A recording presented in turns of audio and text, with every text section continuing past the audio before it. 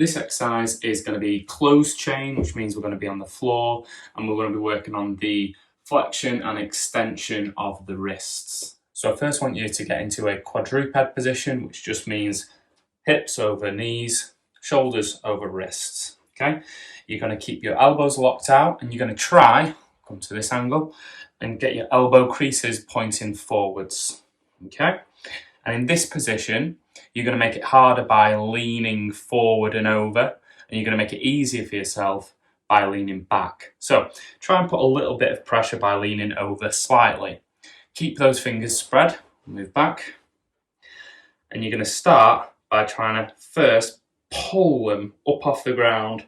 Now you'll notice my fingers actually aren't coming off the floor, and that's fine. I'm still trying to pull the fingers up off the ground. Hold for maybe 5-10 seconds, relax. This time I want you to push them into the floor, really grip down into the floor. You can put a little bit more pressure over the top of that position and relax.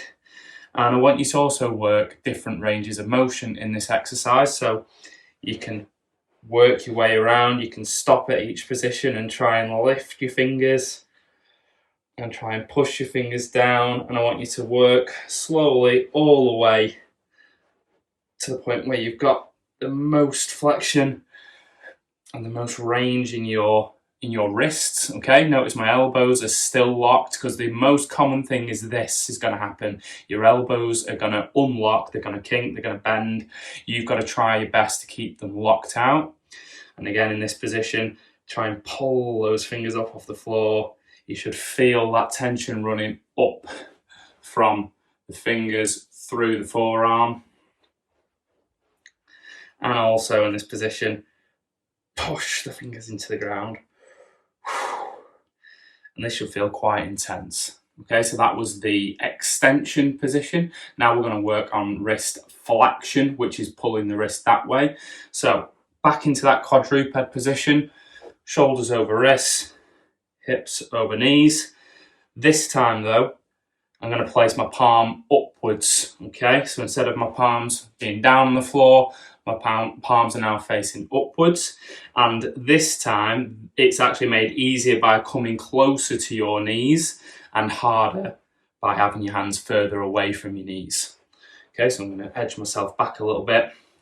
I'm actually going to start with them facing forwards like this, my fingers pointing away from me. And again, try and get those elbow creases facing forward and keep the elbows locked out. And we're going to start by pulling those fingers up. Can even try and make them into a fist. You can see there my elbows trying to bend. You've got to try and keep them locked out. 5 to 10 seconds. You can see I'm getting a little bit out of breath doing this as well. You're going to try and push them into the floor as well. And just like we did on the other side in the extension position, I want you to work different ranges of motion. You can stop each inch. You can just go all the way around. Do what you want here. That's about as far as I'm going to get, and I'm feeling a bit of pain here. Elbows still locked out. And I'm going to try and push my fingers into the floor. And pull, try and make a fist. Ooh. And relax.